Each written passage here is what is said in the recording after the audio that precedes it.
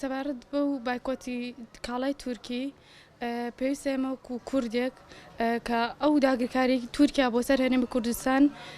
کاردانەمان هەبێ بۆی هەندێک کەس لەوانەیە ئێمە وەکو هاوڵاتی بتوانین لە ڕێگەی بایکۆتی شتومەکی و کاڵای تورکیەوە بایکۆت کاردانەمان هەبێ بۆ هێرشانی تورکیا بەرامبەر کوردستان. هیوام وایە هیچ کوردێک تا توانای هێشتی تورکی و کاڵای تورکی بەکارنێنێ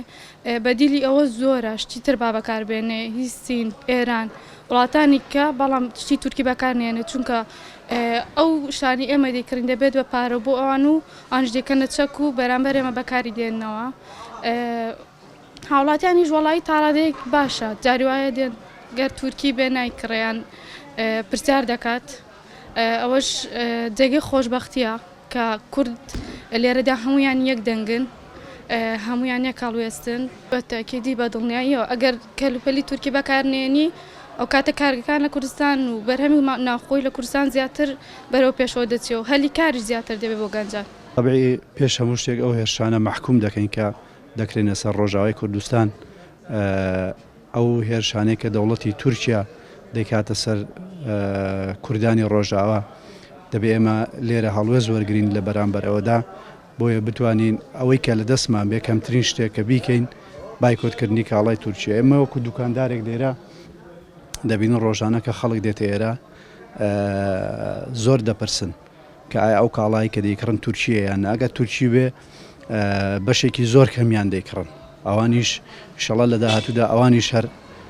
بە تەواوی بایکۆتی سەرتاسەری دەیگرێتەوە. بێجگەل لەوە کە ئێمە هەم خەڵکی کوردستان دەبێت بە وشیارانەوە ئەو حملەی بایکۆتە وەربگرین چونکە هەم ئەرکێکی ئەخلاقیە و هەم ئەرکێکی نیشتیمانیە و هەم ئەرکێکی تەندروستیشە. ئێستا لە کەناڵەکاندا زۆر باز لەوە دەکرێت کە ئەو کاڵا تورکیانە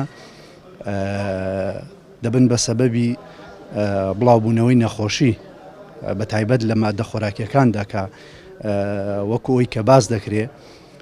بەشێک لەو کاڵا خۆراکیانە کە ئێستا دێنە کوردستانەوە هەندێک مەوادی تێدایە کە دەبێت هۆی دروستبوونی نەخۆشی بە تایبەت نەخۆشی شێرپەنجە کە ئێمە بگەڕێنەوە بۆ 10 ساڵ 15 ساڵ لەمەوە پێش ڕێژەی نەخۆشی لە وڵاتی ئێمەدا زۆر کەم بووە بەڵام ئێستا ئەم ڕێژەیە لە ماوەی 12 ساڵدا زۆر زیادی کردووە چەند قات زیادی کردووە. تەبیعی دەبێت ئێمە ئیشی حکومەتی هەرێمەکە لەوە بکۆڵێتەوە بۆچی ڕێژەی ئەو نەخۆشیە ترسناکە لە وڵاتی ئێمەدا زیادی کردووە. تەبیعی یەکێک لە هۆکارەکانیش خۆراکە و ئەو خۆراکانەی کە دێنە وڵاتی ئێمەوە بەشێکی زۆربەی زۆریان تورکین بۆیە هەم ئەرکێکی نیشتیمانیە و هەم ئەرکێکی ئەخلاقیە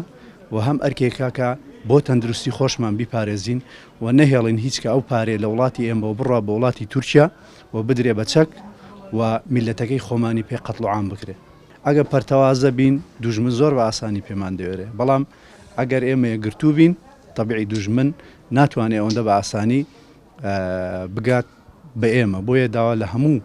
خەڵکی کوردستان و لە ئەحزابە سیاسیەکان دەکەین کە دەست لە ناو دەستی یەکگرن چیتر پشتی یەک بەرنەدەن خەنجەر لە پشتی یەک نەدەن بەڕاستی مێژووی کورد پڕێتی لە شەڕکردن لەگەڵ یەکتری. بۆیە هیوادارین ئەحزابەکان بە خۆیان دابچنەوە هەمویان یەک بگرن لە پێناو کوردستانێکی گەورە کوردستانێکی ئاوادان.